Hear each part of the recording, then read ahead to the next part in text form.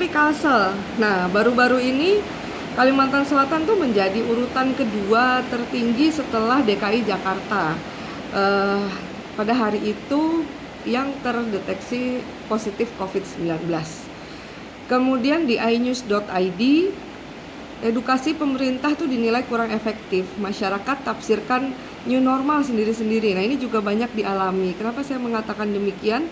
Bagi kita yang memang update terhadap berita, terhadap hal-hal terbaru terutama dari pemerintah, tentu kita bisa segera memahami.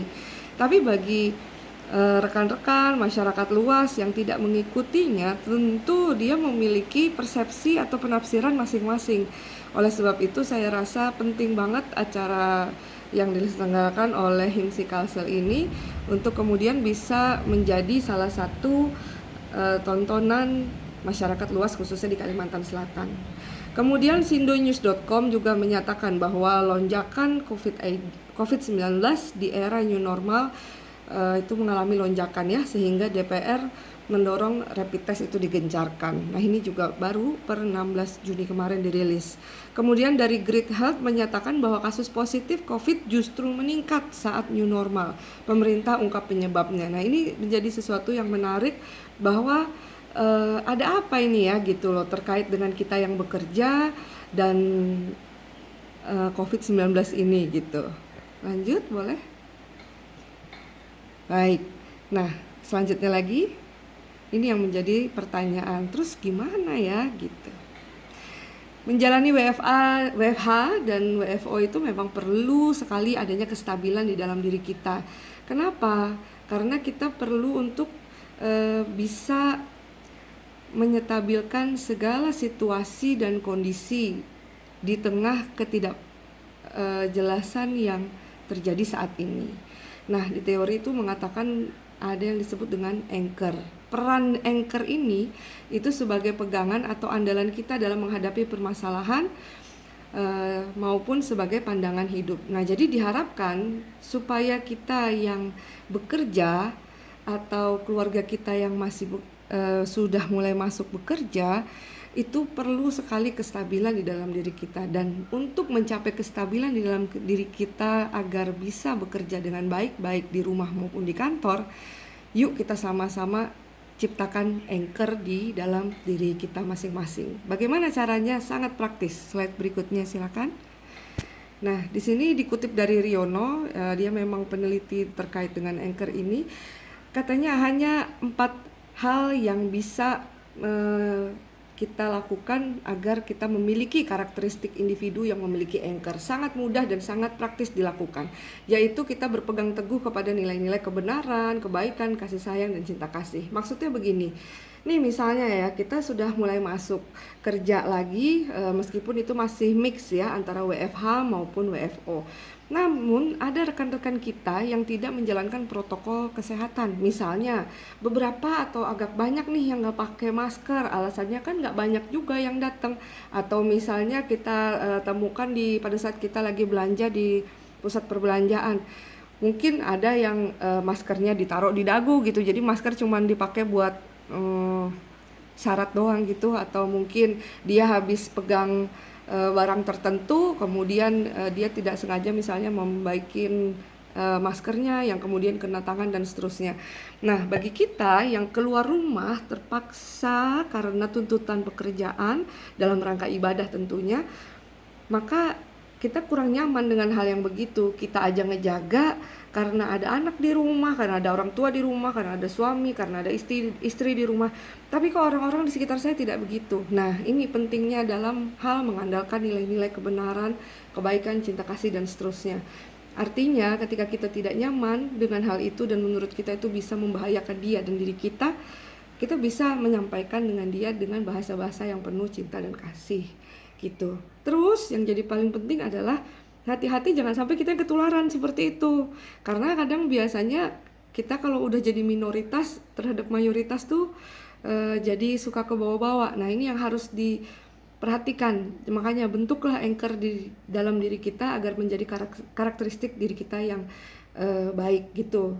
Ya, pegang nilai-nilai kebenaran, kebaikan, cinta kasih. Ingat bahwa COVID itu masih ada. tapi kita harus bagaimana bisa menyelaraskannya gitu. Kemudian langkah yang kedua itu memposisikan diri sama dengan yang lain.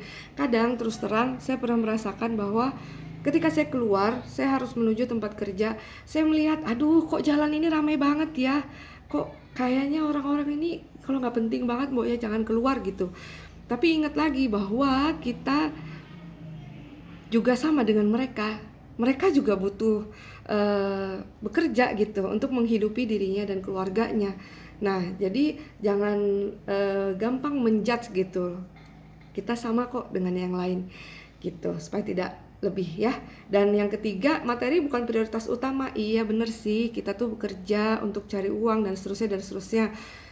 Tapi itu bukan yang utama. Artinya begini, saya mendapatkan banyak sekali curhatan teman-teman khususnya HRD yang ada di pertambangan khususnya.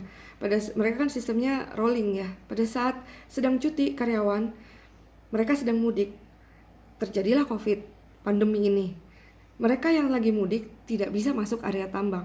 Mereka yang di area tambang, kalau dikeluarkan, mereka nggak bisa lagi masuk karena pada saat itu jangankan swab ya atau PCR, itu apa aja masih nggak ngerti kitanya gitu. Nah jadi itu kan dilema banget. Terus akhirnya turunlah produksi menurun dan perusahaan merugi.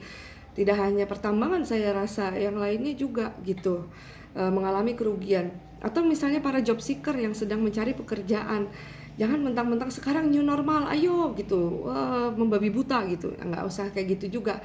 Supaya menjaga, ingat balik lagi, supaya kita tetap stabil, kita ciptakan anchor untuk menjadi karakteristik menetap di dalam individu kita ya. Yang keempat itu coba untuk selalu memberikan manfaat pada lingkungan. Jadi tidak hanya keluar untuk mencari nafkah doang, keluar untuk ibadah, untuk bekerja aja, untuk anak istri dan seterusnya, tapi juga usahakan setiap keluar rumah itu juga memberikan manfaat bagi teman, bagi lingkungan, termasuk acara yang sedang kita lakukan ini. Insya Allah banyak manfaatnya, termasuk penyelenggara. Mudah-mudahan menjadi amal ibadah kita semua. Amin. Slide berikutnya.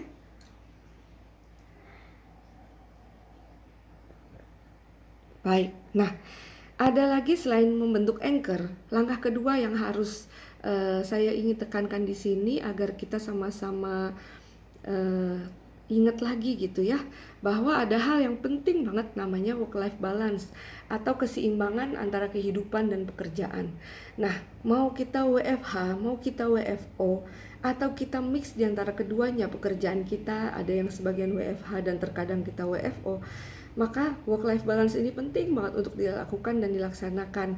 Apa sih maksudnya kehidupan keseimbangan antara kehidupan dan pekerjaan? Artinya kita tetap menuntaskan kewajiban-kewajiban kita dalam bekerja, tapi juga kita menjaga kehidupan pribadi kita untuk tetap bisa stabil. Nah, contohnya kehidupan pribadi itu kita dengan diri kita sendiri, kita dengan pasangan hidup kita, kita dengan anak-anak. Seperti tadi yang sudah disinggung juga oleh Bu Dina, bahwa jangan sampai anak menjadi korban gitu loh. Karena orang tuanya, wah ini saatnya aku kembali ke tempat kerja, ye, aku bersemangat dan seterusnya. Lalu dimaksimalkan di sana, sedangkan anak-anak yang masih bersekolah di rumah, yang masih membutuhkan kita, mereka terabaikan. Nah ini pun menjadi tidak balance gitu, tidak seimbang kehidupannya. Ketika kehidupan kita seimbang antara kehidupan dan pekerjaan, maka stabilitas kerja akan dapat diraih selain anchor tadi gitu. Berikutnya, jadi kehidupan yang dimaksud itu tadi adalah kehidupan pribadi diri sendiri, pasangan, anak, orang tua, lingkungan, sosial maupun secara spiritual. Kenapa saya sebutkan secara spiritual? Karena biasanya jika kita mengalami satu kesulitan atau satu ketakutan, kekhawatiran, biasanya kita cenderung lebih dekat dengan Yang Maha Kuasa. Nah, saya asumsikan pada saat ini banyak dari kita yang lebih dekat gitu dengan Pencipta karena adanya pandemi ini. Nah, itu juga perlu untuk tetap dijaga keseimbangannya. Ini adalah protokol WFH dan WFO yang semua bisa mendapatkannya dari Kemenkes RI. Ada 17, tapi ini saya rangkum aja yang penting-penting. Nah, adanya perusahaan, jika kita menjadi seorang pimpinan atau pengambil kebijakan, ada baiknya kita mengarahkan perusahaan untuk membentuk tim penanganan jika belum ada ya. Kemudian pintu masuk itu harus dijaga suhu tubuh, mencegah lebih baik daripada mengobati. Wajib menggunakan masker, kemudian kita secara pribadi juga menjaga asupan nutrisi makanan kita, baik nutrisi yang langsung maupun berupa vitamin. Lalu pastikan seluruh area kerja bersih. Area kerja itu tidak cuma ada di area kantor atau tempat kita bekerja, tapi setiap hari meja, kursi, kalau bisa disemprot-semprot dengan yang kita bisa bawa, misalnya larutan alkohol atau misalnya disinfektan atau misalnya antiseptik kayak gitu. Kita juga perlu menjaga ya. Dan nah ini yang paling penting, sabun dan hand sanitizer. Kenapa saya tulis bawa sabun dan hand sanitizer? Memang di tempat-tempat kerja atau di tempat umum itu biasanya sudah ada, cuman terkadang ada yang masih khawatir, nanti bekas pencet-pencet sabunnya itu jangan-jangan dia lupa ngebersihinnya, atau misalnya pas saya cuci tangan lupa saya ngebersihinnya, atau kerannya misalnya kayak gitu, atau bisa jadi airnya yang habis atau sabunnya yang habis padahal kita sudah terlanjur pegang. Nah, untuk antisipasi nggak ada salahnya bawa sabun sendiri di tempat yang kecil, jadi praktis dibawa-bawa. Dan hand sanitizer, jaga-jaga kalau kita tadi kelupaan habis mencet lift misalnya, mau cuci tangan air mati dan seterusnya, atau nggak ketemu kamar mandi, kita bisa praktis pakai hand sanitizer. Ini saling mengingatkan. Berikutnya, nah terakhir, tips untuk menjalani WFH dan WFO ya, ini penting banget. Kenapa? Saya melakukan studi kecil-kecilan dari beberapa literatur yang baru-baru ini banyak muncul gitu, dari secara psikologis tentunya. Yang pertama, saya ingin mengingatkan bahwa alasan kenapa sih ada WFH, kenapa sih ada WFO gitu. Ingat bahwa kondisi yang seperti ini tuh dikarenakan ada COVID-19.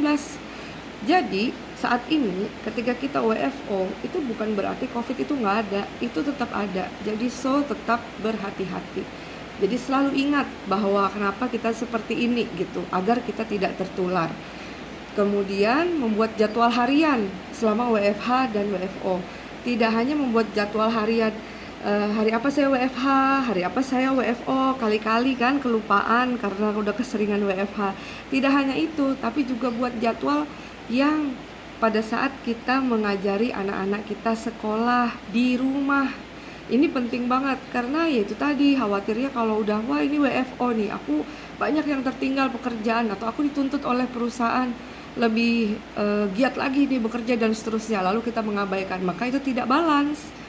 Oleh sebab itu, tipsnya agar balance, agar seimbang kehidupan kerja, buatlah jadwal dan kesepakatan pada anak-anak dan suami atau istri atau mungkin orang tua yang membutuhkan Anda.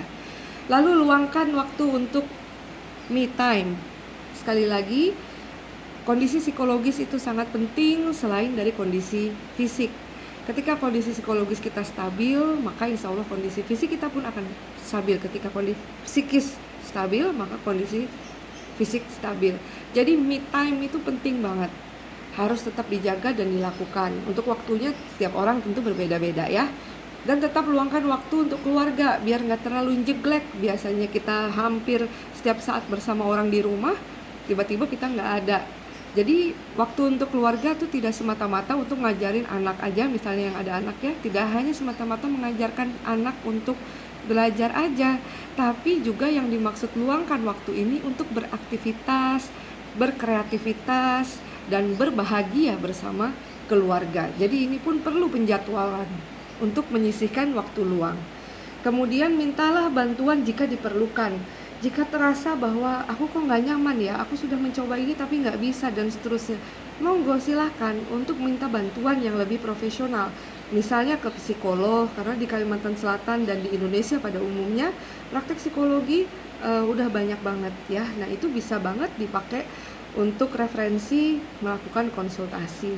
Atau misalnya kesulitan terkait pekerjaan, bisa berkonsultasi dengan atasannya. Jadi untuk meminimalisir kemungkinan terjadinya stres atau merasa terbebani karena situasi yang sedang berubah ini, karena kita kan masih penyesuaian antara WFH dan WFO. Lalu yang tidak kalah pentingnya, Olahraga kecil, kenapa saya bilang olahraga kecil? Karena kuncinya bukan di olahraga kecilnya, tapi di rutinnya. Jadi olahraga yang rutin, gitu. Kemudian, nah ini juga penting banget untuk kondisi psikologis kita. Puasa sosial media dan gawai minimal 2 jam sebelum tidur. Kenapa? Mungkin selama WFH karena kita kebosanan mungkin ya, sehingga kita yang suka Korea misalnya nonton Korea sebelum tidur misalnya, atau melakukan aktivitas lain. Hari ini COVID berapa ya? Di Indonesia berapa ya sudah? Di dunia berapa ya sudah? Nah, yang seperti itu tolong dipuasain ya, atau dikurangin minimal 2 jam sebelum tidur. Secara psikologis ini membuat kita menjadi lebih tenang pada saat tidur, sehingga tidur kita berkualitas. Secara fisik membuat otak kita dan mata kita bisa beristirahat pada saat tidur dengan tenang. Karena ketika kita masih membaca, masih berpikir, masih nonton drakor apalagi ya kan, itu otak kita bekerja terus. Jadi pada saat tidur dia membutuhkan waktu untuk bisa turut beristirahat. Nah, lalu apa yang bisa dilakukan? Bercengkramalah dengan keluarga gitu, atau melakukan hal lainnya yang bermanfaat. Nah, yang terakhir ini, pelihara ibadah yang sudah sering dilakukan. Kenapa saya nulisnya sudah sering dilakukan? Seperti yang saya sampaikan tadi, bahwa terkadang kita tuh lebih dekat gitu dengan Sang Pencipta ketika kita dalam kondisi tidak aman, tidak nyaman, dan seterusnya. Maka tetaplah dijaga hal ini gitu ya. Kemudian sadari bahwa tidak kita saja yang menghadapi situasi